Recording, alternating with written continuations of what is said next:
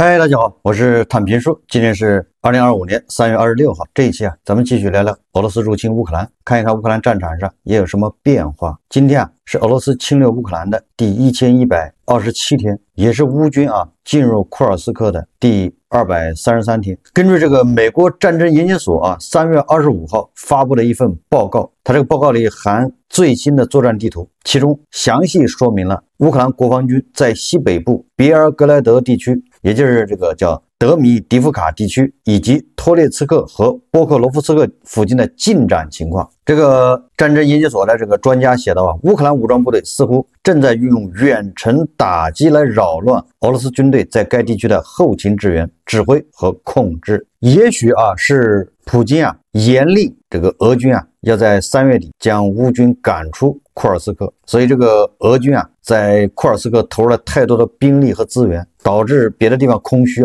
让乌军在别尔格莱德又趁虚而入目前看俄罗斯军队没有足够的能力阻止乌克兰军队在别尔格莱德的推进。尽管俄乌两国官方正在保持静默，因为比较尴尬。对迪保老人来说这个库尔斯克还没有收复，别尔格莱德也丢了一块，他更没有办法停火。那对乌克兰来说呢，这种事情多多少少是在打特朗普的脸，所以可以做，但是不要宣传。所以你看俄乌双方都没有大肆渲染，反而是这些俄罗斯的军事媒体自媒体报道比较多。这些信息都是来自俄罗斯军事博主报道，俄罗斯军队在别尔格莱德的处境很困难，说网络信息显示乌军在别尔格莱德火力控制面积已经达到了150平方公里，包括车臣部队在内，俄军没有有效组织乌军推进。那你这个怎么阻止呢？1000多公里长的这个边境线，那乌军是声东击西俄罗斯情报人员和军事博主诸如罗曼诺夫等人证实，德米多夫卡已经被乌军拿下，定居点在乌克兰的控制之下，俄罗斯军队退出了该地区。罗曼诺夫还声称波波夫卡也被乌军占领。乌军还炸毁了别尔格莱德2座关键的桥梁，彻底阻断俄军的这个支援行动。第一座桥在格拉夫卡旁边的天然气管道也被击中现场火光冲天第二座桥在纳德热夫卡跨越赫里亚兹纳河，是俄罗斯的重要枢纽，俄后勤压力瞬间爆表补给线越来越脆弱。这个乌军正在复制库尔斯克战役的打法，让俄军疲于奔命。这个乌军进入别尔格莱德现在正好1个星期3月18号开始，说明乌克兰具备很强的反击能力，甚至在部分区域是牢牢地掌握着主动权，随时可以对俄罗斯进行打击，具备高度的灵活性。俄罗斯为了防御几千公里的边境防止再次出现库尔斯克事件，只能疲于奔命，顾此失彼。乌军每占领一小块俄罗斯的领土，那都是对地保老人一记响亮的耳光关键是根据这个媒体报道3月25号的消息，乌克兰武装部队在俄罗斯别尔格莱德方向还保留了大量的后备力量，也就是随时要进入库尔斯克这个别尔格莱德要扩大战果。就不光在这个别尔格莱德在乌东战线这个乌军也是取得了很大的战果。在库皮扬斯克方向，乌克兰第3集团军火力全开，俄军被迫撤退。乌军收复扎波德涅以西新基夫卡镇绝大部分已经重新回到乌军的控制。在波克罗夫斯克方向俄军已经正在逐渐撤离这个波克罗夫斯克。库拉霍夫方向以及康斯坦丁诺波尔定居点，俄军都已经被清理。乌军总司令谢尔斯基透露自今年年初以来，也就是短短的不到3个月乌军已摧毁1609辆敌方装甲车和748辆坦克。前不久乌军用这个无人机轰炸了这个俄罗斯叫恩格斯机场，那是个战略轰炸机，就是Tu-95驻扎的一个机场。几天过去了当地有居民反映说当地的辐射水平比正常水平高出44倍。有人猜测可能是不是有什么核材料在轰炸中被摧毁，造成核泄漏。这个俄罗斯人有福了，比正常水平高出44倍恩格斯机场储备一些核材料，完全有可能。难能可贵的是这一次乌军的反击根据媒体报道说，乌军启用的是法国的军事卫星，由法国提供支援，在威尔贝维、吉尔任斯克、托列茨克以及别尔格莱德，这乌军用的都是法国人提供的情报信息。用的是法国的军事卫星。也就是说啊，照这么下去的话，未来啊，在情报这一块，恐怕特朗普就没有办法再要挟乌克兰了。这个俄罗斯的电视频道3月24号报道称啊，他说今天在防御行动区，为防止敌人突破战线进入别尔格莱德地区，亚历山大·拉平·帕夫洛维奇上将阵亡，他是列宁格勒军区司令。这昨天啊就已经在传这个拉平上将在别尔格莱德阵亡，但是到现在为止啊也没有个确切的消息啊，尤其是俄罗斯这个国防部官方并没有对此确认。这个拉平上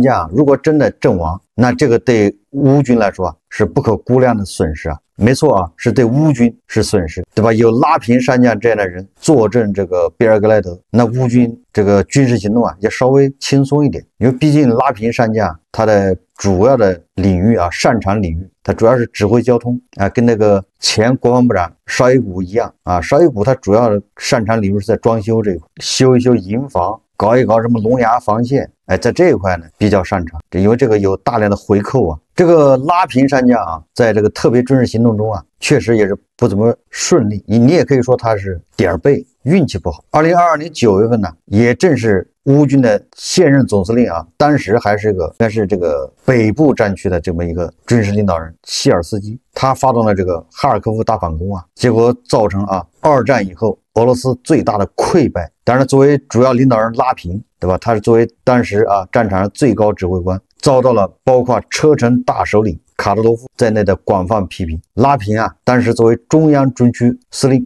被免职，后来没多长时间啊，这个拉平又被任命为俄军的副总参谋长，后来又成立一个什么列宁格勒军区，拉平又去当那个军区司令去了。也就是你可以看出拉平啊，他打了败仗，但是很快就被启用，由中央军区司令后来变成列宁格勒军区司令，说明这个拉平这个人恐怕不是以他的这个军事指挥见长，恐怕他是地保的心腹，你只能这么解释啊，他主要是忠于地保。拉平还在中央军区当司令的时候，那是2022年大概6、7月份，俄军啊不是攻打这个叫利西昌斯克嘛？但是我记得非常清楚，在拉平的指挥下，俄军一天是6到8万发炮弹。所以说啊，拉平如果在别尔格莱德阵亡，那对乌军是个不可估量的损失啊！大家还记得吧？后来这个普列戈金啊兵变，车臣的首领卡德罗夫啊派他的嫡系，对吧，前往莫斯科，名义上是去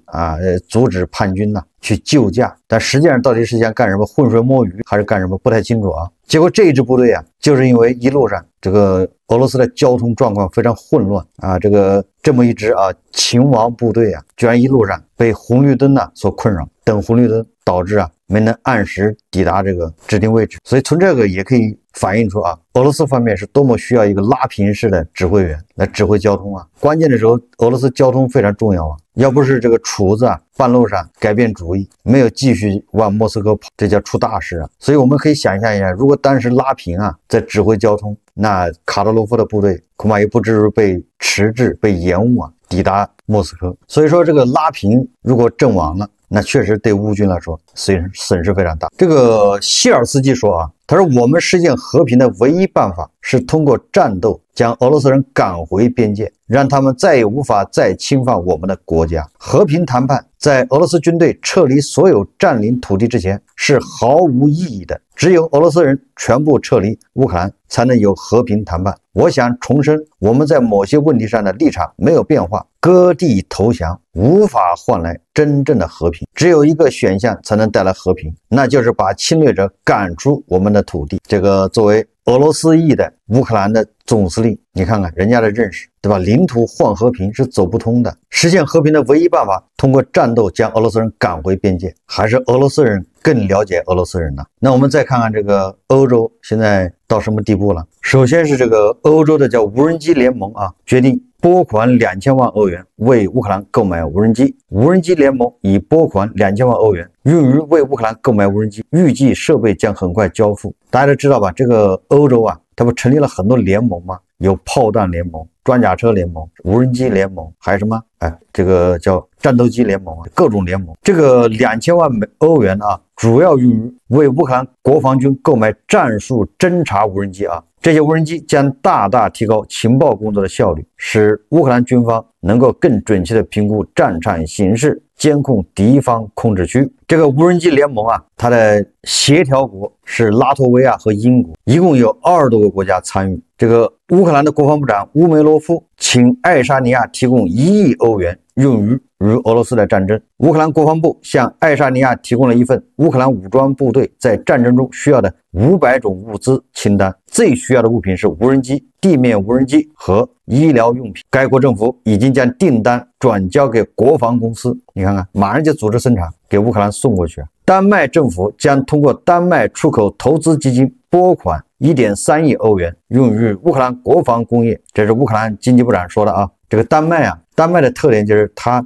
援助乌克兰，它好像是人均援助不是第一就是第二，第一好像是挪威吧，就是人均按照国家的人口来算，援助乌克兰最多的恐怕就是丹麦，要么丹麦就是第二。这个马克龙在社交媒体上发帖啊，说要在未来5年内全面武装欧洲，并做到真正的独立。他说的真正独立啊，也就是说不再依赖美国保护。这个法国这个确实这个动作也比较这个飘忽不定啊。这个法国的叫塔布锻造厂，2021年已经要破产了，濒临关闭。但是现在据说订单激增，这主要是由于乌克兰和欧洲军队对1.5毫米炮弹壳的需求增加。这个新闻什么意思呢？也就是法国这些工厂本来要倒闭了，破产清算算了，现在都已经开始开足马力生产。这个塔布锻造厂它主要是生产这个炮弹壳的，现在订单都接到手软，也就是说欧洲这个时候才真正动起来，本来那个锻造厂都当做落后产能要淘汰掉的。我们再看德国德国最新援助乌克兰6000架 HX2 无人机，这款无人机搭载芬兰研发的系统。这款无人机可以说是就是目前战场上使用的无人机的第2代升级换代。这个它优点在什么地方呢？就是 HX-2 不仅可以抗电子干扰，还能够在通信被阻断的情况下自主对目标实施攻击。现在俄乌双方在战场上都在用那种光纤通信的无人机就是无人机屁股后面带着一个30公里长的那么个细线，你说这多麻烦吧？这个俄乌战场上都已经像那个蜘蛛网一样的密布就这种线。这个德国的这个最新的无人机它是不需要这根线的，它可以抗电子干扰，然后呢，如果通信中断，它会自主实施攻击。更为厉害的是，在强大的 AI 系统的支持下，可以实现无人机蜂群式作战。可以说它是俄乌战场上的新一代的无人机。这6000架恐怕给俄军要带来不少的这个损失欧盟在中国它这是一个官方认证账号他在微博上发了一个微博，他说欧盟的制裁令俄罗斯继续对乌克兰的侵略战争变得更加困难，且要付出更高成本。他说，在这次无端发起的非争议侵略战争发生3周年之际，由27个欧盟成员国首脑组成的欧洲理事会通过了第16轮涉及广泛的经济和个人限制措施。通过该轮强有力的制裁，欧盟旨在剥夺俄罗斯发动战争的资金。欧盟正以团结一致和坚定的决心作为回应，以表明我们坚定不移支持乌克兰和其人民的承诺。第16轮经济和个人限制措施针对的是俄罗斯经济重要行业，例如能源、贸易、运输、基础设施和金融服务。我们再看看这个最近最令人瞩目的就是在沙特举行的美国和乌克兰、美国和俄罗斯这种撮合，对吧？这种会谈，也就是停火但是很显然美俄的会谈可以说是彻底崩了。但是如果说彻底崩了，有点绝对为什么呢？根据媒体报道说，俄罗斯和美国代表团在沙特阿拉伯首都利雅得的会谈持续时间超过12个小时，直到结束仍没有谈拢。事先双方说好的谈判达成了联合声明，将于25日公布，也没了下文。然后这个央视报道说，总台记者当地时间25日获悉，俄罗斯联邦委员会国防与安全委员会第一副主席弗拉基米尔·齐诺夫表示，由于乌克兰方面的立场，俄美双方未能在利雅得磋商后达成联合声明。这个就比较有意思了这个俄罗斯方面说美俄未能达成联合声明，是因为乌克兰方面的立场，也就是乌克兰不同意。你说这哪儿跟哪儿？不都说了乌克兰不能上桌吗？乌克兰连谈判的资格都没有这个梅德韦杰夫不说了吗？对吧？这餐厅里只有2个人一个就是俄罗斯，一个是美国。第一道什么甜品啊，是什么国家啊？乌克兰只是一个什么开胃菜，是这么说的吧？那怎么这个俄罗斯人那不是自己打自己脸吗？怎么乌克兰方面的立场导致啊，这也就是这个菜他不上桌，或者菜不让你吃，完了这两个副业的两个人对吧？两个人准备开吃的人，因为菜不反对，所以吃不了。这个怎么说的？好像说不过去啊。就是两个上桌吃蛋糕的人说蛋糕不同意，不让吃。本来计划的是25号啊，俄美发布联合声明，然后呢，美乌两国国务员25号再进行新一轮会谈，也就是美国先劝乌克兰，劝完乌克兰再劝俄罗斯，劝完俄罗斯之后再劝乌克兰，结果到劝俄罗斯这儿出问题了。23号啊，美国劝乌克兰是没问题的啊。乌克兰的那个国防部长乌梅罗夫说了啊，他还向泽连斯基汇报啊，跟美国谈得很好，问题比较聚焦，主要是黑海对吧？停火的技术协议啊很有成果。那意思就是乌克兰人都答应你美国对吧？都行，你去谈吧。结果美国人跑到跟俄罗斯一谈，不行了，卡壳了。那是为什么？就我只能推测啊，就俄罗斯人狮子大开口啊，连特朗普都不好意思，没法答应。特朗普就是我真心实意的帮你普京，但是你也不能这么整啊，你让我怎么交代啊？咱们在以前已经说了，这个普京啊，他的停火协议，他是挑对他有利的先停啊。你比如说打击能源设施，这个他同意。第二个，黑海要开放，就是这个什么粮食安全协议啊，因为这个对俄罗斯有利啊。因为如果你黑海不停火的话，这个俄罗斯人他那个运粮的船呢，他不安全的，他拉石油的船也不安全。人乌克兰人那个什么海洋宝贝那无人艇。那很厉害啊，把这个俄罗斯的黑海舰队都打得找不着北啊，都不敢出门啊。所以说你看黑海要停火，普京愿意，他的粮食、他的化肥、他的这个石油就能安全的运出黑海。不管怎么说啊，这个乌克兰人现在变精了，对吧？一边跟特朗普打太极，对吧？都听你特朗普的啊，在你特朗普的领导之下啊，一个劲的感谢特朗普，360度啊，全方位无死角的感谢特朗普以及他那个小集体，完了什么都答应。但是一边呢毫不手软，对吧？对俄罗斯是该炸就炸，该反击就反击，所以他进入比尔格莱德啊。你这么看的话，特朗普这个停火协议啊，他的调停基本上已经破产流产。特朗普还是低估了这件事情，俄乌双方的这个差距太大。按照俄罗斯人的说法，那就是乌克兰他还是有发言权的，他不是餐桌上的一道凉菜啊。但是通过俄罗斯外交部长拉夫罗夫在接受记者采访的时候，他说的话大概企业知道一些这个他们的分歧在什么地方。这个拉夫罗夫他在接受第一频道采访的时候说他说如果恢复黑海粮食外运协议，俄方将需要明确的保证，这种保证只能来自美国对乌克兰当局所下的命令。这个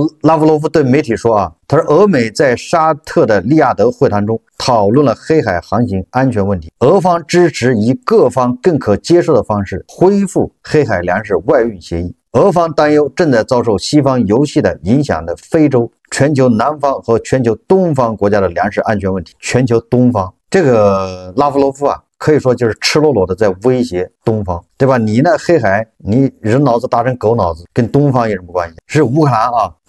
20%到25%的粮食都是运到大国的，你看看，他就是在威胁这个黄俄小粉小红正能量，这下有的受了。乌克兰的粮食如果运不来，他们正好减肥，正好今年是什么身体健康管理年，少吃点俄爹要给你断粮了。这个俄罗斯代表团在利雅得告诉美方，俄方不会容忍在围绕黑海的提议上有任何含糊不清之处。关于这个黑海上的停火这个在俄罗斯就叫搬起石头砸自己脚，这个叫自己打自己耳光。因为当初在土耳其的斡旋之下，黑海粮食外运协议那是普京自己断的，是俄罗斯人自己不续签。那土耳其很厉害，他搞了个跟美国是一样，他搞了个叫双边这种协议，也就是乌克兰跟土耳其签个协议，俄罗斯也跟土耳其签个协议，这样保证黑海粮食外运双方互相不要攻击，不要打。然后呢，粮食路过这个博士普鲁士海峡的时候也三方成立这个联合检查站，也就是主要看有没有武器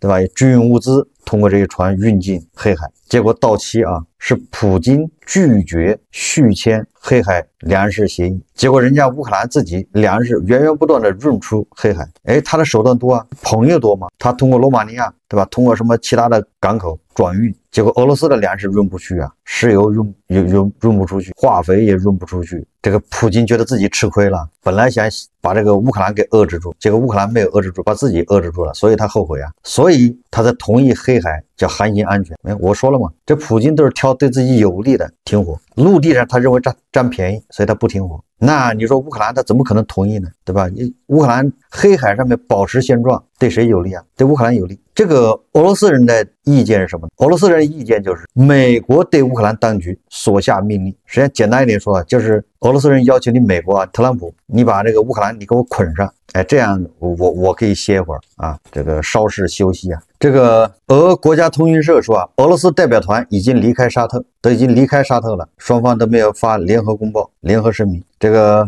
克里姆林宫发言人佩斯科夫说啊，已向两国首都报告了双方的讨论的结果，正在对这些结果进行分析，接触将继续，但目前还没有关于俄美新会晤的确切消息。也就是啊，这个在会谈之前，特朗普不是一直放风吗？他说他普京愿意停火，普京跟他关系很好，普京已经表达了想停火，而且他们已经通过电话了，沟通的非常顺利。这特朗普吹的啊，铺垫的非常这叫天花乱坠的，结果呢，再一次啊被事实啊无情的打脸。我们再看看俄罗斯啊，这个俄罗斯消息报当地时间24日称，其记者亚历山大·菲多尔恰克在特别军事行动区域不幸身亡。俄称多名俄记者因乌军行动死亡。也就是俄罗斯好几个记者啊，在前线就这2天，变成耗材。俄罗斯外交部发言人扎哈罗娃当天表示啊，俄外交部将寻求欧安组织和联合国教科文组织对菲多尔恰克因乌军行动而身亡回应。这个无独有偶啊，俄罗斯的红星电视台报道称啊，该台的摄像记者和摄制组司机在特别军事行动区域遭到乌克兰方面袭击，不幸身亡。他的地点啊，跟那个叫菲多尔恰克身亡的地点是一样，实际上都是在叫卢甘斯克地区。就乌军不是把卢甘斯克地区给夺回了一块吗？乌军用那个海马斯啊，对卢甘斯克地区那个后勤补给线进行覆盖。大家也知道那个钢雨啊，18万颗钨合金的钢球，那是什么概念？这么多记者啊，在那儿亲身体验了一把，对吧？钢雨。还有塔斯社报道啊，说当天该社一名记者在库尔斯克苏贾地区被炮弹击伤，目前正在接受治疗。你说苏贾乌军都已经退出了，居然还有俄罗斯记者在那儿受伤，这到底谁炸了谁呢？为什么说啊，这个俄罗斯的记者在战场受伤啊？本来这个是个悲剧，记者嘛，在前线报道，但是因为俄罗斯的记者啊，他是谣言的源头。这个最近晚上啊，就像往常一样啊，又说苏贾有大量的什么北约的什么指挥官啊，都是高级将领，又是有大鱼啊，在苏贾被围。这种谣言大家熟不熟悉啊？马里乌波尔也是有大鱼，还哪？反正有个地方还巴赫穆特一围大鱼，反正大鱼都是北约的指挥官。你光乌克兰的什么总司令那都不算啊，那都不算大鱼，那必须是北约指挥官。这些谣言怎么出来的呢？就是这些俄罗斯的所谓的记者到处造谣，然后还说苏贾对吧，有6000还是1万名乌军被俄军包围，怎么对吧？这1个月过去了，怎么没有下文呢？你好歹把那个乌军的俘虏对吧，搞个地方排成一排照相，来个大合照，或者哪怕是你把人家击毙了尸体那也行啊，摆在那儿拍照，啥都没有，揭穿了特朗普和普京的谎言。你说这个是不是黑色幽默啊？乌军的俘虏没有对吧？乌军也没有被包围，结果死的是造谣的，是俄罗斯的这些记者，这个某种程度上就是报应。我们再看看这个俄罗斯的好事啊，这个俄罗斯的央行啊，向俄政府警告，发出预警啊，说低油价周期可能延长。俄罗斯央行向克里姆林宫政策制定者发出警告，称美国与欧佩克具备向市场大量倾销原油的能力，可能导致1980年代油价长期崩盘的历史重演。该危机曾加速苏联解体。这一预警恰逢俄美总统普京与特朗普启动乌克兰停火谈判前夕。特朗普近期警告称若未能达成和平协议，将对俄实施进一步制裁。他同时承诺提高美国原油产量，并敦促欧佩克主导国沙特阿拉伯增产以提振全球经济。俄罗斯经济部为会议单独提交的报告则指出其他经济风险，包括投资者活跃度下降、成本攀升以及不良债务问题。目前尚无迹象表明欧佩克拟调整供应政策以实现产量激增。尽管美国或进一步提高产量，但增量主力预计来自圭亚那、巴西和哈萨克斯坦等非欧佩克产油国。这些地区正由国际能源巨头加速开发。俄罗斯专家指出，央行忧虑源于油价疲软与卢布走强的双重压力。俄罗斯财政状况可能已亮起红灯。现在已经是3月底，当俄罗斯仍未达到2025年预算计划的各项参数这个是中国国际能源舆情研究中心发的一个报道，说明俄罗斯国内经济那是水深火热那是危在旦夕。特朗普现在手上的牌恐怕就是油价，他如果能把油价打下来，那这个对俄罗斯来说那也就是叫苦不堪言，随时崩溃。看特朗普愿不愿意用了，俄罗斯人深知这一点。这就是为什么普京他打心眼里是想停火，想喘口气，但是呢他又想捞取更多的战场好处。那乌克兰能随他的愿吗？很难。以乌克兰投降，以乌克兰割地为代价想实现和平，这个不是公正的和平，也不可能是持久的和平，都不过是权宜之计好，这期节目我们就聊到这里，感谢大家收看。如果喜欢我的节目，欢迎订阅转发，也可以在下方留言评论，谢谢大家。